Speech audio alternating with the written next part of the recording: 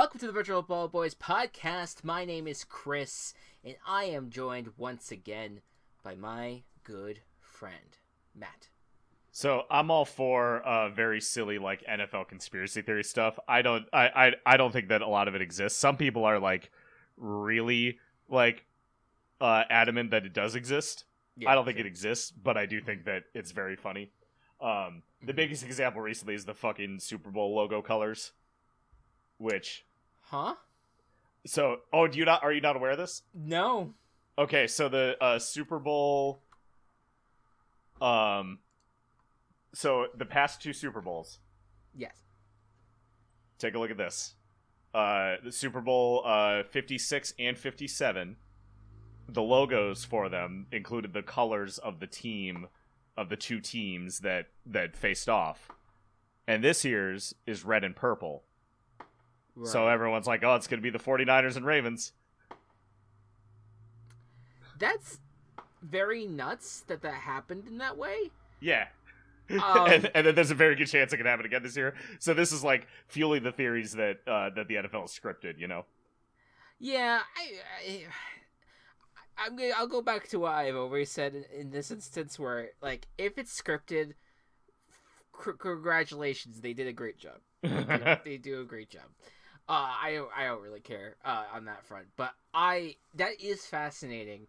I maybe the first one is a bit of a stretch, just because like Super Bowl 56 was like red and yellow. It's more reddish than orangish, I think. And also, like, the primary color for the Rams is like blue.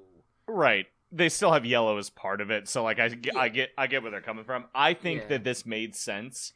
Like, no one gave a shit about it during 56. You look at 57 and you're like, oh, Eagles Chiefs. Like, it's funny that it worked out that way, and then you can retroactively fit the Bengals and Rams into it. Right. And then this one, just the fact that the Ravens and the 49ers are the two best teams in the league, like, makes this very easy to say. But I don't care about that. This is the conspiracy theory that I really care about. Okay. So, 3 of the 49ers' losses this year came when they scored 17 points. Okay. In those 3 losses, all 3 teams that beat the 49ers when the 49ers scored 17 points were the Vikings, the Browns, and the Bengals. What do all 3 of those teams have in common? They're all in the North. They all lost their quarterback to injury. Oh, yeah. The Ravens, when they faced them, San Francisco scored 19 points, where 2 of those points came off of the safety that the Ravens got when Lamar tripped on the referee. So the conspiracy theory is that the ref time traveled back in time to make make Lamar trip on him, so that way the 49ers would get 19 points and then Lamar would be spared.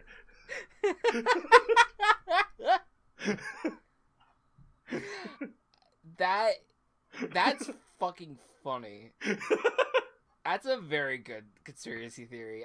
I like shit like that a lot more than a lot of the other stuff that comes to mind. Coco Chains is not like a good like thing that came out of the NFL as scripted, and that's something that the NFL forced onto the narrative. Oh, 100%. Yeah. Yeah. No. I look. I mean, like I said, like the whole is the NFL scripted or not has always been a BS conversation, but I don't know, we can have some fun with it. Yeah. And the NFL, granted, did like they had like the whole campaign in the beginning of the year where they were pretending that they were writing scripts. Yep. Yeah, like I think it's a funny thing to lean into. I don't think it's obviously the time travel thing is fucking nutty. That's like a Professor Layton.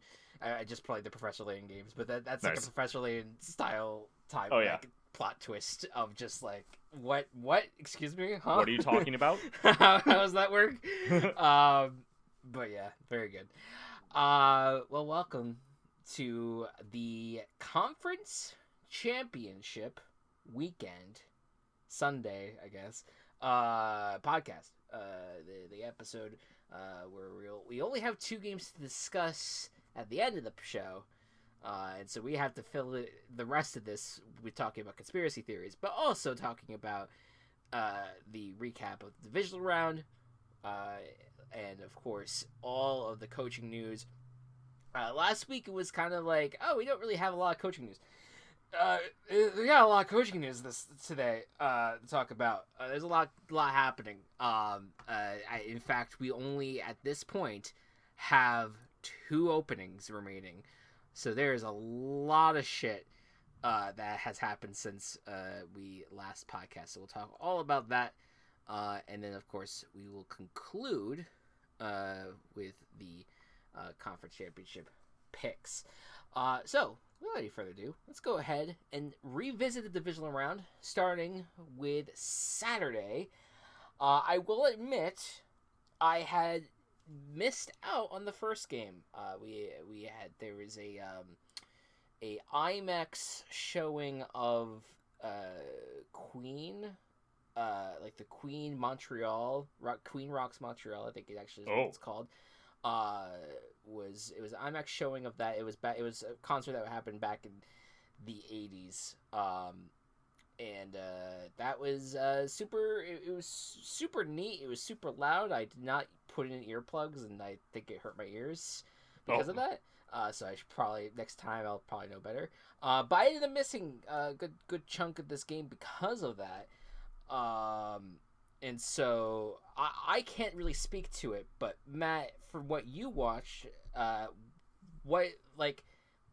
give me the vibes of how this game ended up playing out. So I feel like this game happened with a lot of wildcard weekend postseason games where the teams play relatively close to halftime, and then one team just fucking balls out. Yeah. Because they were pretty close. You saw a lot of good stuff from CJ Stroud, but just the experience of the Ravens and the overall dominance of the Ravens, they were easily able to win out in the end. And by the way, I forgot if I said it. We're talking about Texans Ravens. Ravens, yes. Yeah. Go ahead, sorry. Being able to watch the Ravens actually succeed in a postseason game. Granted, it was against the Texans, a far less experienced team, but still, were able to finally get a playoff win with Lamar, which hasn't happened yet. Was really, really awesome to see, and I think fully cemented that Lamar can win a playoff game. Yeah, because that's what happened. He won a playoff game. Yeah. Yeah, it was 34-17 was the final, if I'm correct. Yes, or the 34-10 I should say was the final. Yeah, I think that there is someone's demons was going to be exercised in this game. It was either that the Texans were going to finally break through and make their first AFC Championship game, or the Ravens, who had gone up against an inexperienced team before and then completely shat the bed against the Titans. Yep. In this very spot. The fact that they showed up to the occasion, especially even though it was, like you said, close early on and then finally broke through, I think is super exciting. I think by all accounts, it feels like the Ravens are this juggernaut going into Super Sunday here.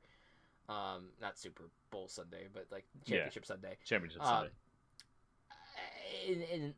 And it's deserved because Lamar's been the main talking point for good reason, and he's going to be the MVP. But it's also this defense that has played out of their minds, a lot of moving parts. And a key part of that defense, I feel like we haven't really talked about it a lot, but Roquan Smith is a very key part of that defense. Roquan Smith, woo! He's a very key member, and it's so funny because we talked about, I remember when we had the conversation about him being traded, and obviously there's just a lot of disappointment in the fact that it just didn't work out for the Bears on that front. But he had always been a very great player for Chicago, and the fact now that he's getting this pop as one of 2 linebackers. I forget right now. I'm blanking on the other guy's name, but he was Patrick Queen. Yeah, Patrick Queen. That's it. Yeah. I was for some reason I kept on wanting to say Bowser because that's the line. There was a linebacker named Bowser. Right. There was a Raven linebacker named Bowser in my mind, so that's why I wanted to keep on saying that. But yeah, no, like Patrick Queen was a former first round pick and had not really played up to his potential, and then Roquan Smith came in, and now they're both playing really, really well, and so it's just like.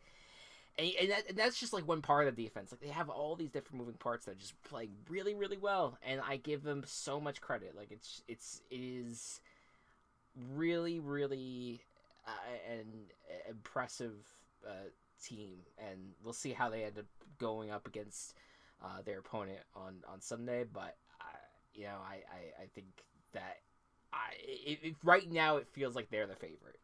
I would say so, and I am full pushing toward that. Yeah, it would be a lot of fun to see them go all the way.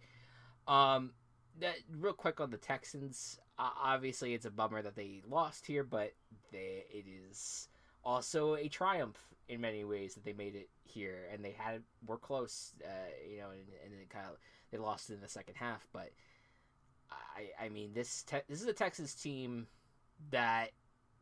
There is something really special happening here. It feels like they have a really good roster of young players that are playing really well. A lot of the players, a lot of the really good players on this team are under contract for multiple years.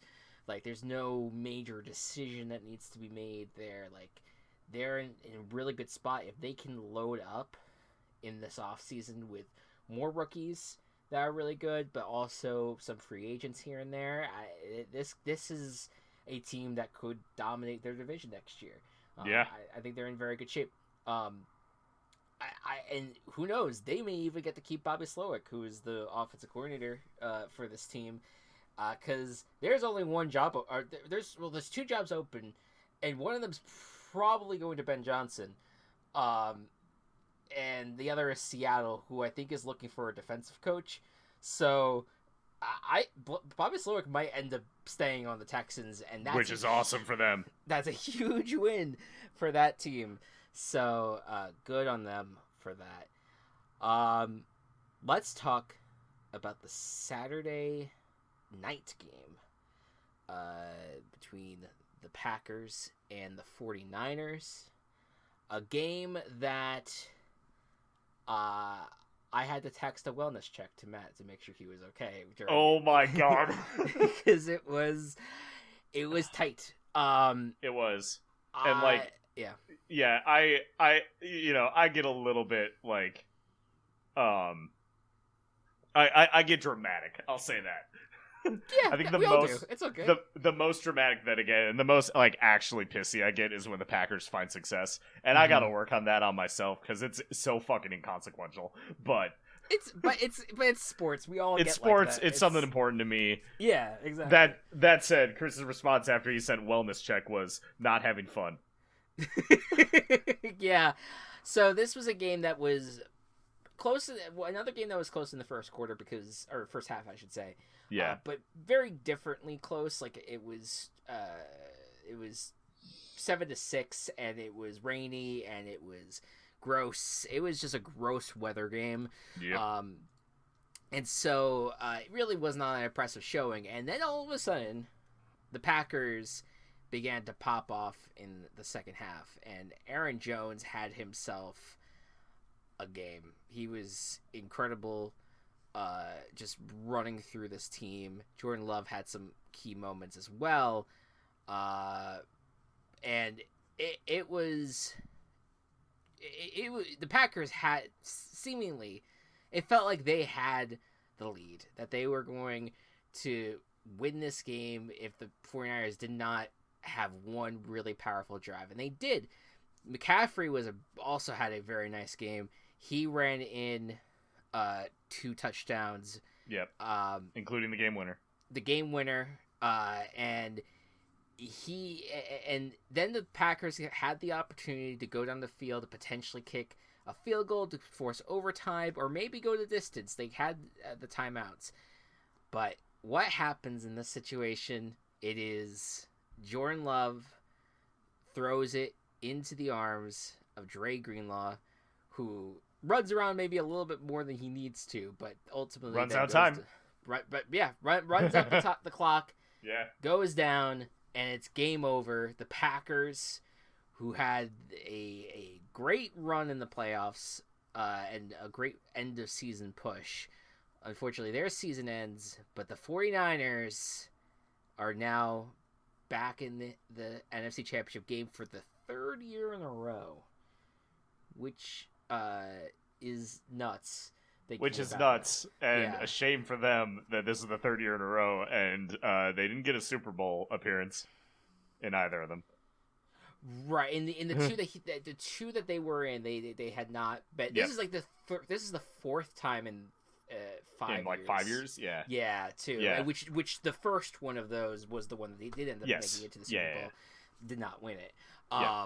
But yeah, this is a team that is just primed to stay in the conversation when it comes to the NFC. Like the 49ers are the Chiefs of the NFC, where they're just they are consistently in the conversation no matter what. Even if they have they may have a down year here and there, but they are generally in the conversation at the very least divisional weekend, if not making it to the championship game, if not making it to the Super Bowl.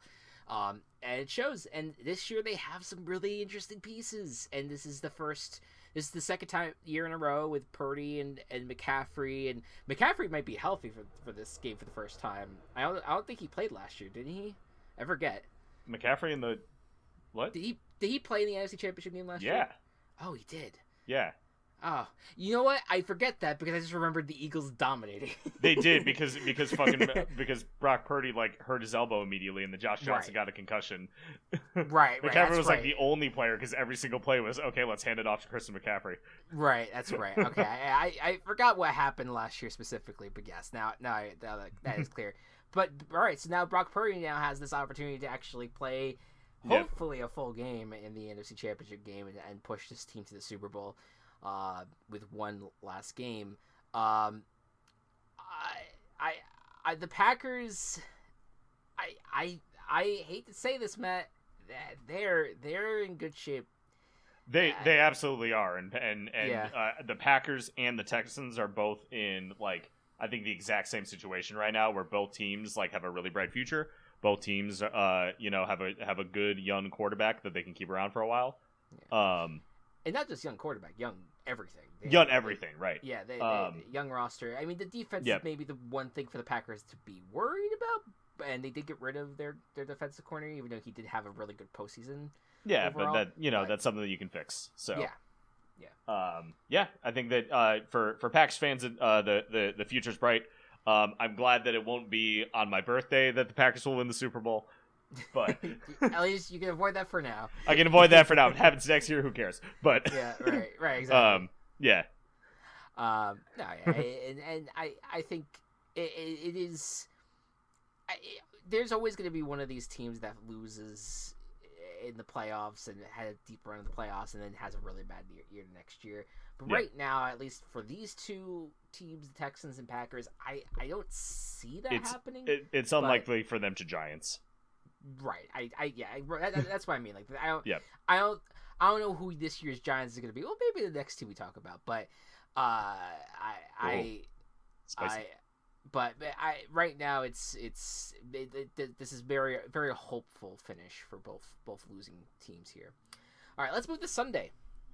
We have the Lions versus the Bucks. Lions got to host a second postseason game in their stadium. Unfortunately, would be the last because the 49ers will have home field advantage in the NFC Championship game. But the Lions and Bucks, man, this was a hard game to watch if you're a Lions fan, just because of how tight it felt. And it ultimately was a phenomenal game for the Lions, specifically on the offensive side of the ball. And they had once again one of these slow starts, and this was the weekend of slow starts. Everything was a 1-score game at halftime, at least, if not tied. Mm-hmm. And so it was 10-10 rounding out after the first half. And the second half to me was the Lions all of a sudden having this awesome momentum of every single time they had the ball, they would push it down the field and run all this clock and get the touchdown. And they did it over and over and over again. And yet every single time that happened, the Buccaneers still kind of found a way to get back in the game in some capacity. And when it got really tight was in the fourth quarter, late in the fourth quarter, was the Lions were up 31-23, and it was like, okay, you have the ball again, you just had 3 amazing touchdown drives in a row. How about you do it again? And they didn't. They unfortunately the Buccaneers stopped them, and so then the ball went back to the Bucs, and then kind of in a way that was similar to how the game ended for the Packers 49ers. Baker Mayfield went back to pass, went to throw it, and people pointed out afterwards that it was a weird route running situation where the wide receivers kind of like came together in the middle of the field, like multiple wide receivers were like and because of that there were like 3 defenders there in the middle of the field, and because of that the final play was an interception that sealed the game for the Lions. And man, that was a great pop-off moment, because you're just like, oh my god, thank god they did it. But Matt, you made it clear to me that you were not worried. I was not worried. Like there's some vibes. Like, I always have bad vibes when I watch Packers games. But there are some games where I have good vibes the entire way. I know it's gonna work out. That one I knew, like, at a certain point it was gonna work out. The Lions were gonna win. Just like I just had that vibe watching the game. Yeah. Hey man, I love that. I wish I could have that positivity, because a lot of times when I watch football and I have a rooting interest, I need that score to be like 48-0 to feel any sort of calmness with Super Bowl 51 really damaged you. Oh my god, are you kidding me? That is. There's a lot of traumatic moments in my life. that may be in the top 10 amazing. That's just about me how good my life is. But you know, I mean, it's still though. That definitely that's a game that definitely you're like, oh my god, that's scarring to think that you have this secure lead and it just goes away. But this one never was like the Lions were running away with it. The Bucs had at least a good amount of pressure on them, but they got it done. And if I'm the Lions, I'm so happy to be in the position that you are in. You are making it to the NFC Championship game for the first time in 30-something years. If you win this game against the Niners, you are going to the Super Bowl for the very first time ever. You're one of only 4 teams who have never made it to the Super Bowl, and you could end that streak this weekend by just winning it. And it's a tough opponent. It is the opponent that maybe you wanted to least see. I know a lot of Lions fans were hoping the Packers would win that game so that way they could face them again and maybe knock those demons out with that rivalry, in addition to getting to the Super Bowl. But I also think the Lions have a chance. And we'll talk about it later. And so, the other good thing is that I think the Lions are getting healthier on offense too. Like, Sam Laporta has been playing pretty consistently in these playoffs, and it seems like that injury that he's been dealing with, he's been getting out of as well. So it's like, hopefully they can be all steam ahead and ready to go against the Niners on Sunday night. It'll be fascinating.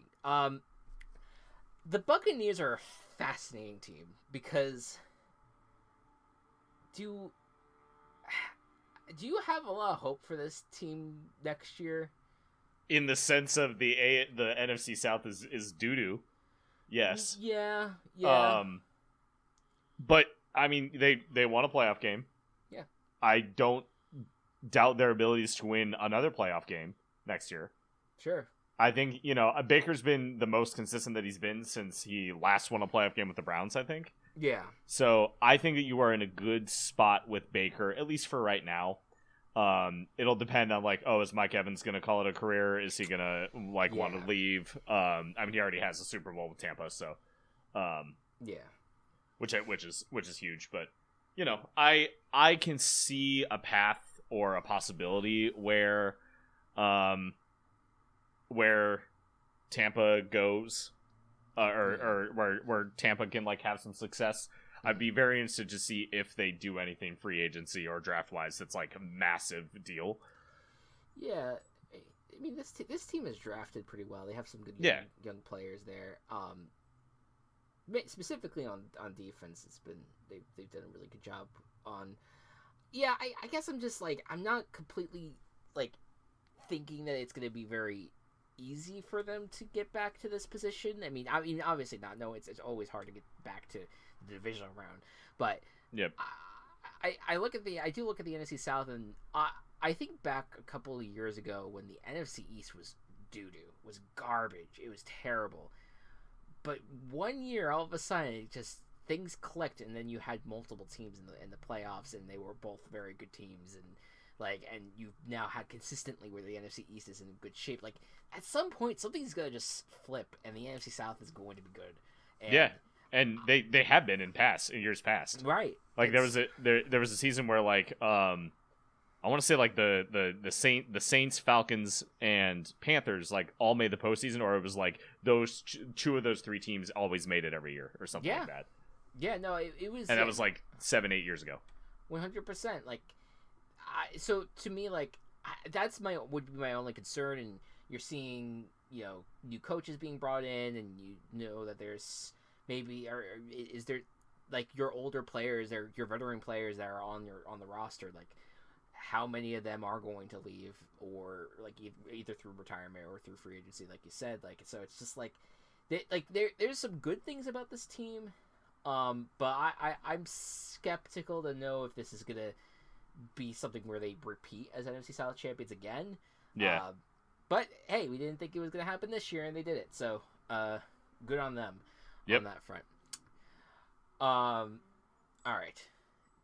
Let's so here's the thing. We had these 3 playoff games, and then we got Chiefs Bills, and we're all very excited for it. But Matt, it's so funny because I turned on the game, and it was just a repeat of 2021's game. Oh my god! And I was just like, I thought we were gonna get a new game, and all of a sudden, I'm like, oh wait, no, we saw this already. I wonder.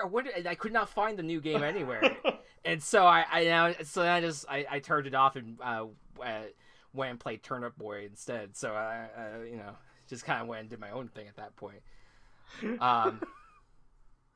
Man. Bills fans. I'm so sorry. It's insane. Yeah, we don't need to talk that much about it because it's the same story every year. Yeah, it is. And it's frustrating. Yeah. As like when you like with us, like we put a lot of faith and a lot of stock into the Bills. Or at least I do, and that upsets me. I know. Whenever they, fuck up this badly so consistently. Yeah. Man. It was. I mean, they played it it was a very close game, and there was some discourse after the fact about Josh Allen, but he had a good game, and like he did. I mean, I think there's questions about Stephon Diggs. Does he still belong with this current offensive scheme? Are they going to stick with Joe Brady as their offensive coordinator? They also have a lot of older players now on their defense, and how much is that going to turn over? Like they have so many questions now going into the offseason. Yeah, and they put so much money into Von Miller, they're not going to be able to keep both him and Diggs. Yeah, well, I think considering the controversy around Miller, I would be shocked if they even try to keep him at this point. Yeah, I mean he's going to be a cap hit when they cut him anyway, but right, but like he was not even a contributor to them. No. Down the stretch, so it's just that's going to be out the window. But yeah, like you just start to question. You're like, what can be different for this team? What can they do to go the distance? It's just it's tough. And how many more years are you going to be able to keep on winning the AFC East? Like, you got really lucky this year that you were able to get into a position where you were able to win it, considering how poorly the first like 10 to 12 games went for you. Yep. And will the Dolphins all of a sudden rise to the top? Will the Jets turn things around with Rodgers next year? Will Patriots all of a sudden have like a great run with Jerome Mayo as the coach? Like these are things you have to start worrying about with the Bills. Like I think like I was kind of hinting at it with the Bucks, but maybe the Bills are the ones that might. There's a chance that this team doesn't get back here next year. Just because, not because like I think it's just because they had all this time, they had all this potential to make it, and they just didn't. And at some point, like harder decisions are going to need to be made to the point where you might have to start restructuring some things. And hey, maybe you do make it again, and that would be great. But there's also a chance that you just might have to have a year or two where you're in retooling this roster, as shitty as that is.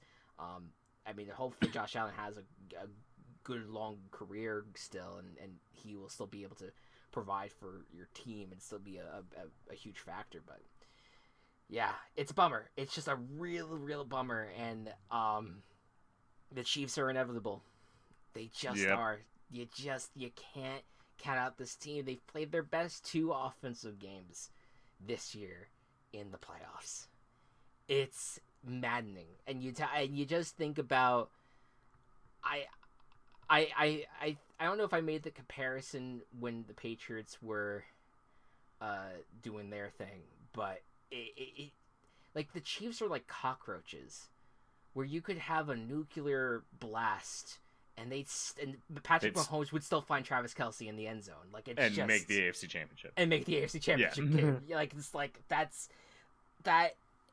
is it's I don't know. Like I still don't hate the Chiefs on the level that I did the Patriots. Yeah. And I think it's because I do find Mahomes likable. I find Andy Reid likable. I like a lot of the players on this team. Like I think that like there is something there for the Chiefs that like makes me not hate them a lot, but I do kind of hate them a lot because it's just, and even it's the consistent nature of how frequently they're in this position.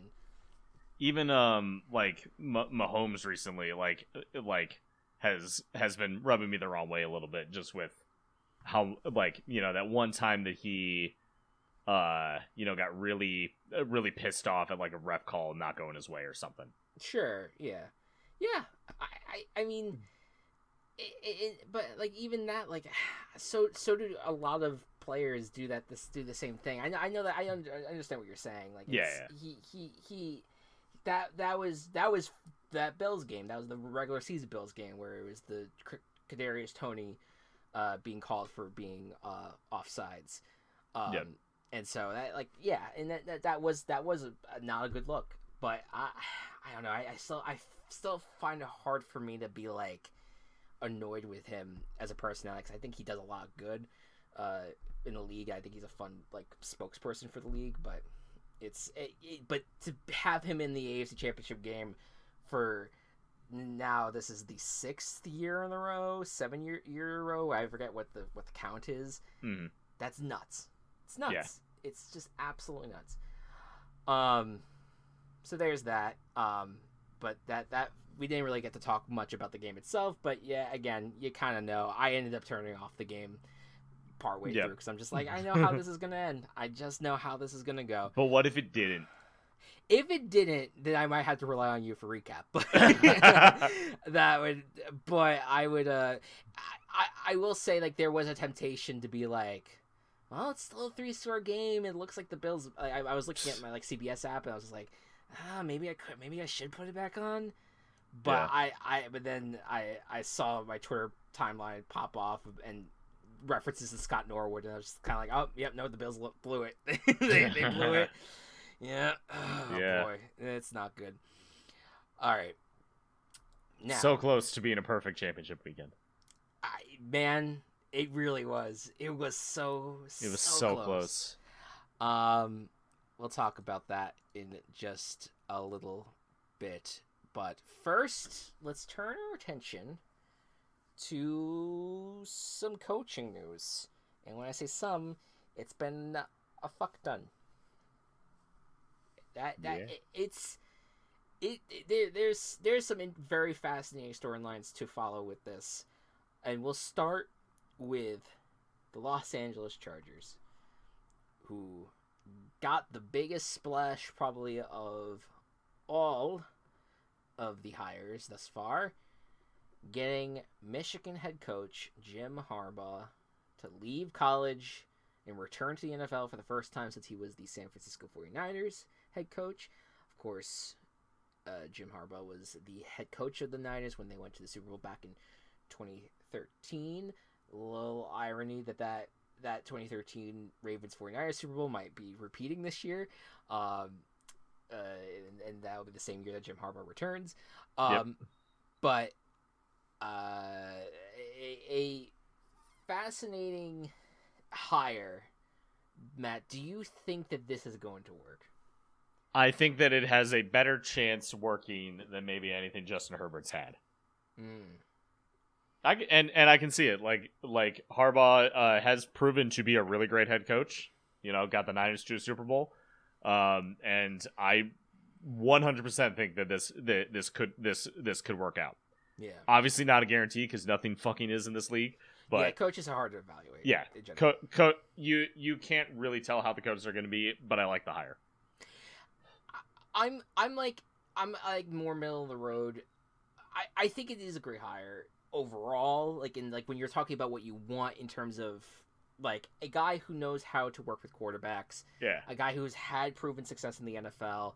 Like there's a lot to like. I think my only skepticism is that this entire hiring cycle and pretty much the entirety of Harbaugh's career has always been these little reports, little things here and there about how he's just not an easy guy to get along with, and he's just a weird personality, and like I don't know, like I always put everything into that because like just sometimes people are out there that just want to be skeptical about someone and don't want to give them like the grace to be weird and be different, but I don't know. I my hope is that the Chargers as a team, the players that are on that team, embrace Harbaugh, and Harbaugh is able to also just be a good coach, and not do anything. Like I guess there's this part of me that's like I really hope it's not an Urban Meyer situation, and we know already that to an extent it's not, because at least Harbaugh has NFL experience, has playoff experience in the NFL. Like he has all this. He has been here before, so it's not quite like Urban Meyer, but yeah. I just worry like with the kind of personality Harbaugh is, if we have to be worried about things not working out like culturally there. But I hope I'm wrong. I hope that I hope that it leads to a direction where we get to see Justin Herbert make a leap into the playoffs and be the best quarterback in the league the way we think he could be. Like he's proven that he has that talent and people really love him. So this year was a bad year, and so you want someone that will be there to turn things around. So fascinating, really, really fascinating hire though. And they leaned into it, by the way, because the Chargers changed their profile picture to a very close-up picture of Jim Harbaugh on the sidelines. Oh, yes. And almost whenever there's something Chargers happening, something about their old PF Chains tweet pops up, and they posted that tweet again side by side with a story about how Jim Harbaugh met his wife in a parking lot of a PF Chains. And it was just like, all right, well, hey, maybe it is a match made in heaven. There you go. Yeah. There you go. It all comes back to PF Chains. It all comes back to PF Chains. You know what? Maybe that's a new conspiracy theory. It all comes back to PF Chains. We have to, because that's also where like Mark Davis does all of his fucking business, right? That's true. That's where Mark Davis decided to fire Josh McDaniels. Yeah. Yeah. The next hire I want to talk about is the one that just happened right before we went on the air here. The Atlanta Falcons, who had been rumored to be wanting to pick up Bill Belichick. Bill. Well, turns out they're going in a different direction. Instead, they have hired Raheem Morris as their new head coach. Of course, Raheem Morris has had experience with the Falcons. He was the defensive coordinator during his time or at least the assistant head coach during his time on the Falcons team that went to the Super Bowl in 2016. Mm-hmm. He was under Dan Quinn. He is a Hofstra alum, which is meaningful to me as a Hell yeah. Hofstra alum. He got his coaching start at Hofstra. He had, and most recently though, he had been well, actually, it's worth noting he has been a head coach before. He was the head coach of the Buccaneers back in 2009 and 2011. Things didn't really work out there. There was a couple. He had a losing season. Then he had like a great turnaround. He went 10-6, but unfortunately they still missed the playoffs with a 10-6 record. And then they had like a nightmare following season.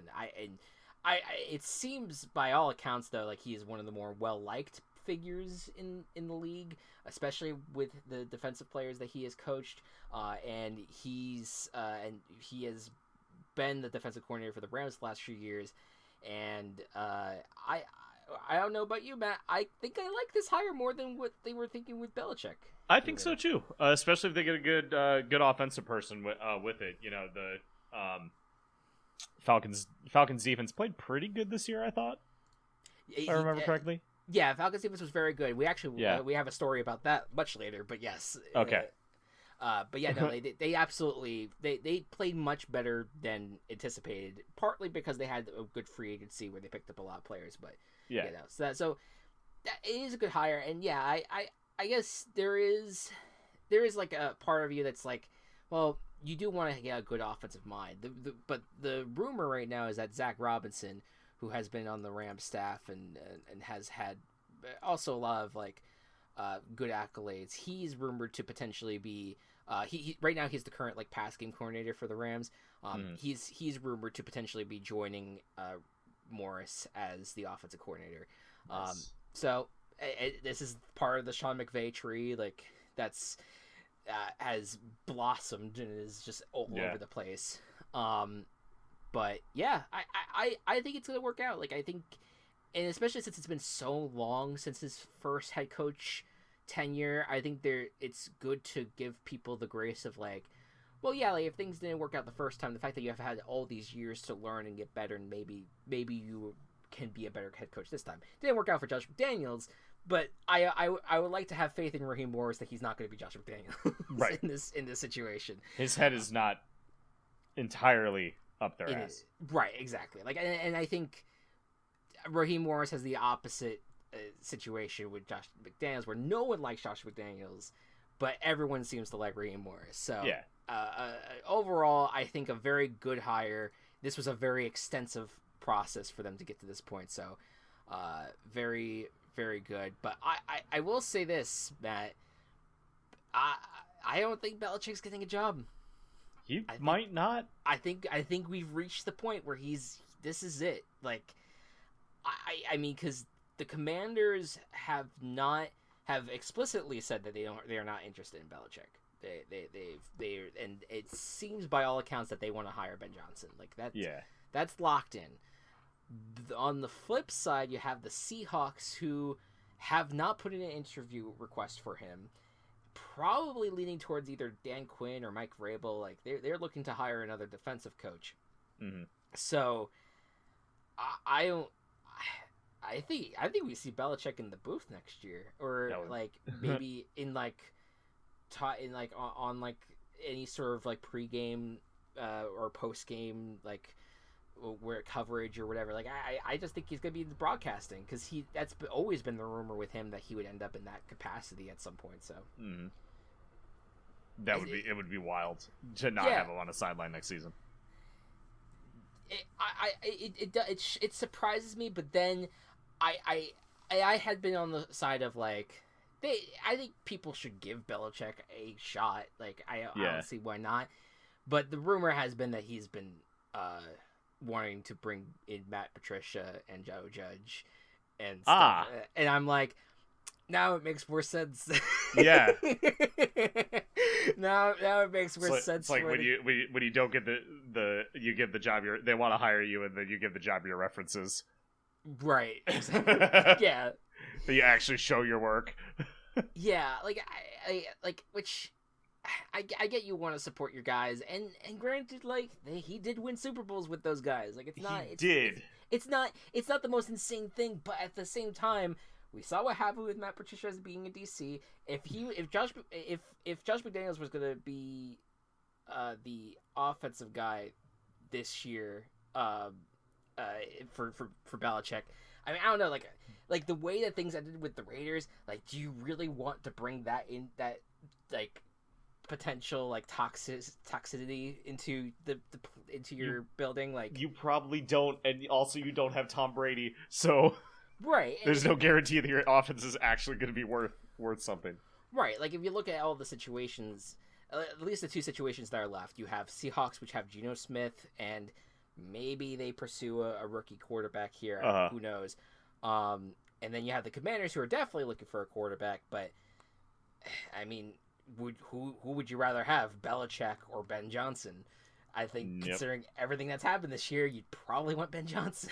Probably. So, yeah, there's been reports that maybe a team that's still in the playoffs might get rid of someone, but I can't imagine that it's gonna be the case unless, like, I don't know, like, there's maybe been some talk of Andy Reid retiring, but God, would we really need to have Bill Belichick on the Chiefs? Jesus Christ, I don't think that would be good for the Chiefs, honestly. I don't think so either. Yeah, I think, like, if anything, go with Spags. Like, and like, Spags has not had like a great head coaching like history, but he's a very good defensive coordinator, and like, you can just keep it going with the people that are in house. Like, I don't know, it's that also could lead to Matt Nagy OC, which is very funny to me. Right. Well, yeah. He's already the OC, but yeah, he's already the OC, but like, even more in charge of the offense than he already is. Right. Yeah. No, it's not ideal. But hey, you know what? Maybe we should root for. We don't want to see the Chiefs again. I mean, root for them to win this year, and then their dynasty falls away. Right. Exactly. Hey, it's not a bad idea. Let's go through the rest of these here. Raiders have formally now given Antonio Pierce the full-time head coaching position. I don't really have much to say about this other than, like, okay, all right, makes sense. I think it's good. Yeah, I think so too. I mean, so he has not had a ton of NFL coaching experience.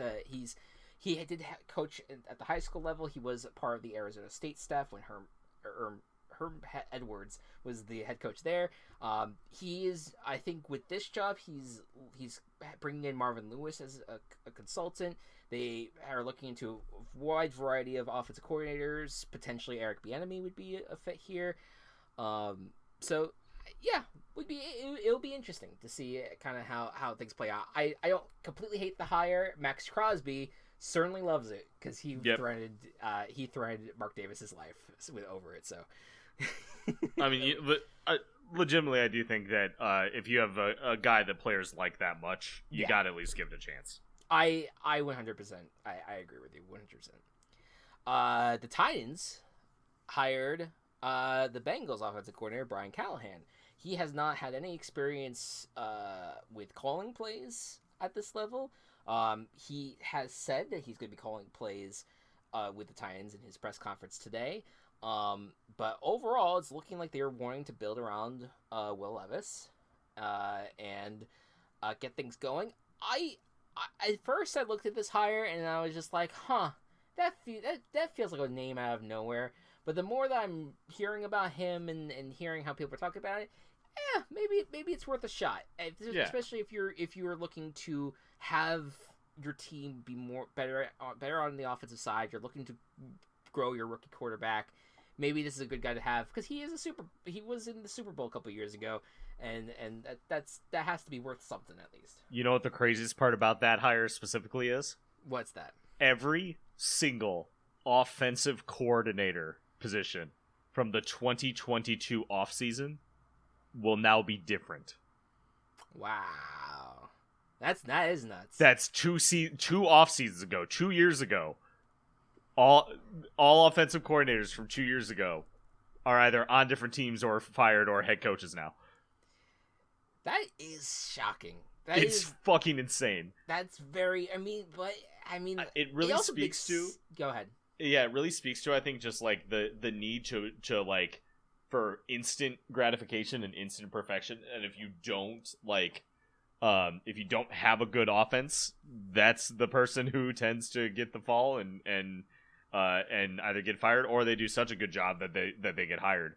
And everyone's looking for that good offense these days. So right, and I think, yeah, I mean that's like the stunning thing about it, and I think it is also just the evolution of offense in general, like just that, you know, there is always a need to get more creative and to try new things, and I think at every single point, like the more creative you can be on offense, the better it feels like you're going to be when you like looking at the 4 teams that are in the Championship Sunday. Like, you could make the case that all of them have something very creative about them, and that they have something that's working for them on offense that is gonna make it hard for the defense to stop them in some capacity. I think all 4 have it. Maybe the Chiefs, you could maybe make the argument are still a little dusty, but even them they were able to use a bunch of guys that aren't super talented or at least have not stood out this year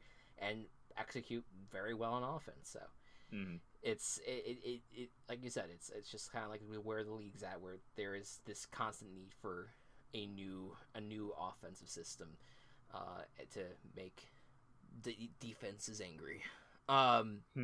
Finally, in terms of the hires, Panthers have hired Dave Canales, who you may be like, who the fuck is that? That is the Buccaneers offensive coordinator. So he was a big part of why the offense, really was the main part, because ultimately Todd Bowles is a defensive coach, of why the Buccaneers offense played at times very well the way they did. I'm sure I don't want to judge Dave Canales. I'm sure he's a decent head coach. He's done very well this year. I will say, I feel like he is entering a meat grinder. Yeah, this feels like the most fucking like sacrificial, feed him to the lambs. This shit's gonna suck. But maybe he's the best that they could have gotten. I asked a friend of mine who's a Panthers fan about it, and he said that he was more surprised and like thought better about it than maybe I do. So maybe there's some hope there. But yeah, I hope that he doesn't totally just get demolished. I feel like he's the kind of candidate where you look at it and you're like, this is doomed from the start, or it's going to be like a Jonathan Gannon or like one of those coaches where you think, this ain't going to go well, and then all of a sudden they have like a better year than expected next year. Like the Panthers could have like a season like the Arizona Cardinals next year for all we know. So, you know, I am surprised by the hire. I again don't hate it or love it either way. We'll see what happens. But fascinating, very very interesting choice. And now we'll go through these remaining things quickly. Mike McCarthy has been retained as the Dallas Cowboys head coach. And that ended up kind of feeling expected after some time. And I think it's a fine choice. I don't hate the fact that they're retaining him. Because it's like, what else are you gonna do? Like, right. At this point, like, who else are you really gonna get? Like, unless you felt like clearly, this was the opportunity for Jerry Jones to be like, I'll go get Bill Belichick, but he didn't. He feels like he has faith in McCarthy, and the Cowboys actually do have a history of being patient. Like, Jason Garrett was the head coach there for years on end. And did not. Should he have been? Maybe not. I don't know. Yeah, but he had like 3-4. He had a lot of seasons that he was 8-8. Like, that was just like his go-to record. But so far, Mike McCarthy and this was his 3rd season, and he's had like more than 10-11 wins each time. So, like, I don't know. I think I understand the want to just stick with him, because it was one really really bad game in an otherwise another good season for them. But it's never going to feel amazing until you get over that hump. So no, until you make it to the NFC Championship. Right, that's the goal. Nick Sirianni was retained as the Eagles head coach after much speculation about his job status after a complete collapse. Yeah, again, another one that I'm not super surprised about either. Yeah, it makes sense. I don't think that that it was entirely warranted for him to like be in danger. Now, if they suck next year, absolutely. Yeah, no, then it's bad. Yeah, I think if they really genuinely give it a shot here and try to make, I think they can. The roster is in pretty decent shape, but they do have a lot of veterans who might be leaving. You know, I think Howie Roseman is going to do what he's going to do. He has proven to be one of the best, if not the best, general manager in the league, and I don't doubt that they're going to figure it out. Yeah. So we'll see. And already, just to shift to this next story here, they have hired their defensive coordinator in Vic Fangio. He had earlier in the day he had parted ways with the Dolphins, and almost immediately the Eagles picked. I actually missed that news, so that's pretty cool. yeah. So I don't know why they parted ways. I don't know what the situation was for the Dolphins, why they wanted to part ways with Fangio. But he leaves Miami and he goes to Philadelphia, and I certainly think that's an upgrade. over Matt Patricia. I think maybe Patricia, a little bit. Yeah, is it an upgrade for Vic Fangio? I think so. I mean, again, they got a lot of great defensive players. Yeah, you at least hope, right? Like I think it's gonna work out for them. That's a very, very good hire. Bears hired offensive coordinator Shane Waldron, so that's that answer for the Bears. Of course, not as flashy as I was maybe hoping for. I'm not bad. I think Seattle has had a good offense past couple years. Yeah, not great, but good. Definitely inconsistent, which fits the Bears very well. But I liked what the Seahawks offense did, and as long as it's better than whatever the fuck Getsy was doing, right? If we can make more into DK Metcalf and MJH into Tyler Lockett or JSN or something like that, or MHJ. I like the hire, and I think. Look, it's better than what they had also were thinking about, which was hiring Cliff Kingsbury as your offensive coordinator. That if that happened, I don't know what the podcast would have been like. that would have been a rough one. So luckily you avoided that, and I think Shane Waldron, like he's not the flashy pick, but I think is the right pick. By all accounts, the way that people are talking about it, they're making it seem like people are pretty confident that the Bears are picking at a quarterback. I feel like they will. I don't know if I want that, but right. We'll see. I mean, if they do that, I mean, if they decide to go with a new face, at least at this point it will be also a new offensive coordinator, right? So at least you can really start from stage one of that relationship. But yeah, I'm very surprised that Fields is not a lock to stay and them just try to trade down. Like it's a bummer for sure. It is, and like I've always been of the opinion either you keep both or you move on from both. No more of this like keep one, keep one, move on from the other. Yeah. Tired of it. Yeah, I totally get it. The last few years, Jaguars defensive coordinator, or the Jaguars hired defensive coordinator Ryan Nielsen to replace that position. Ryan Nielsen, going back to what we were talking about earlier with the Falcons, he was the Falcons DC last year, and he did a very good job there.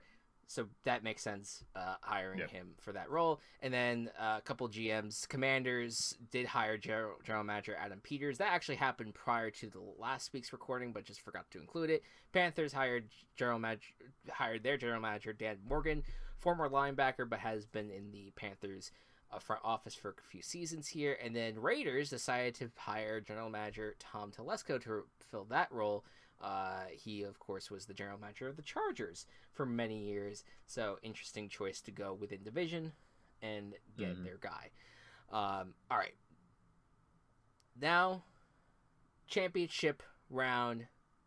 It is, I think, with all things being said, and our biases and everything regarding these games, I think two very fascinating, interesting games. I'm looking forward to both in some capacity. I'm very curious to see how they play out. Let's start with the AFC Championship game. Kansas City Chiefs at Baltimore Ravens. Chiefs are the reigning Super Bowl champion, looking to make it to the Super Bowl for the 4th time in 5 years. And then the Ravens looking to make it for the first time since 2013 or 2012. I keep on saying 2013. It's 2012 that they were in the Super Bowl. Yes. And they could, if the Ravens do make it, they could be facing the opponent they did face in 2012 in the 49ers. Fascinating game, Matt. Where do you think this is going to end? I have been, like, ever since, like, mid-season, I think, beating the Ravens drum so hard. And I think you have, too. Yeah. Good. Yeah. And even, like, my mid-season going, like at that point going, like, all right, at this point, the Ravens can make the fucking Super Bowl. They're getting Mark Andrews back, which is massive. Yeah. They should be, at least. And, you know, the Chiefs have been a lot more inconsistent. The Ravens have been one of the most consistent teams in the sport down the stretch. And I think that everything that they're doing is firing on all cylinders. That said, it's the fucking postseason. Post Mahomes or whatever. Yeah. That's not a thing. Was that a Post Malone? That was a joke? Post Malone reference, okay. Yeah. All right, yeah. good. All right. I just want to make sure. Postseason, yeah, whatever. Good. I am still, like, of course I'm picking the Ravens. Have you met me? Also, did find this graphic earlier. For the past 5 seasons, every team that has beaten Josh Allen in the playoffs loses their next game. Huh. Texans beat him in 2020, lost their next game. When Mahomes, when the Chiefs beat them, they lost in the Super Bowl, and then they lost in I guess past 4 seasons. But they lost in the Super Bowl after they beat the Bills. Right. And then they lost to the Bengals after they beat the Bills. Right. And then the Bengals lost to the Chiefs after the Bengals beat the Bills. Huh. So, if we're going by that logic. Yeah. Absolutely. I there's a lot of logic in I think the Ravens look like a hard team to stop, and I think that the Chiefs have gotten very lucky in the sense that they have faced the Dolphins, who were completely wrecked on defense, and the Bills, who were completely wrecked on defense. Instead, Now you're facing a team that's completely stacked on defense, and that should help. But I'm gonna do the thing, Matt. Oh my God, Chris! I can't do it. I can't will myself to. I lost my AFC champion last week with the Bills losing, and I just feel like it feels inevitable. It just feels like we're marching towards a situation where we're gonna have to deal with the Chiefs for another 3 weeks, and as much as I think logic dictates that the Ravens win this game. I do, in my heart of hearts, feel like the Ravens will win this game, but I'm going to pick the Chiefs because Mahomes is inevitable. That is just where it's at with this team. I think that there is going to be something's going to happen where I feel like the Chiefs on defense are going to slow the Ravens down, and it's going to end up being a very low-scoring game, and because of that, Mahomes will just have this pop-off moment in the 4th quarter and get the touchdown and win the game or something like that. Like, I feel like that's what's going to end up happening, and it's going to break all of our hearts. I hope not. Out of everything here, like, I don't care what happens from here on out. If the Chiefs can lose this game, I'll be happy with whatever the Super Bowl ends up being, is really where it comes down to. So, yeah, I'm going to go Chiefs. All right. So, NFC Championship game. Yeah. Detroit Lions at San Francisco 49ers. Yeah. After all the doubt, the Lions managed to make it to this point. Maybe a little banged up, but maybe a little healed. I think mostly healed. Mostly healed, yeah. they're Might have just been Laporta, but yeah. mostly healed. They play games close, but they still manage to they still manage to play very well in a lot of situations. Versus the San Francisco 49ers, who were at one point the most dominant team that maybe we have ever seen. We've now since seen that is not the case. Yeah. And I do think that the 49ers are very beatable. Will the Lions do what the Packers could not? So the Lions have been my NFC pick, and I there is a very strong part of me that wants to stick with that. But it's another one of those things where I look at this and I'm like, I kind of picked the Lions as a meme to make it to the championship as a championship. I did not think they would actually get there in a part just because I felt like the defense was going to kill them.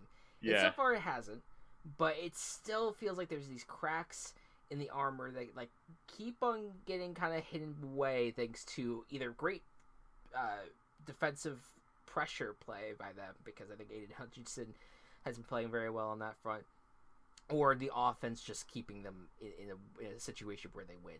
I think this is their toughest opponent yet. I think this is going to be a very hard out. I don't think that this is a blowout. I think they stay in it. I think Dan Campbell will keep them in it. I feel confident they'll keep it close, but I am going to move off of my pick of the Lions and go to the 49ers. I just feel like that they have a very good offensive situation. Even though Brock Purdy didn't play well last week, it was in the rain. I don't really want to put too much on that. I think more importantly for them, they have an offense that is playing very well right now, even without Debo.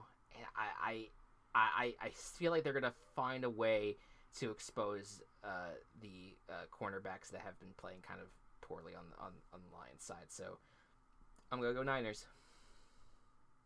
Well, how the turntables. Yeah. Because you're doing the same thing I'm doing. Because I'm doing the same thing that you're doing. And you saw the flaws of the 49ers last week, and there's no fucking guarantee that this shit is ever going to happen again. I'm picking the Lions to beat the 49ers going off of my NFC pick.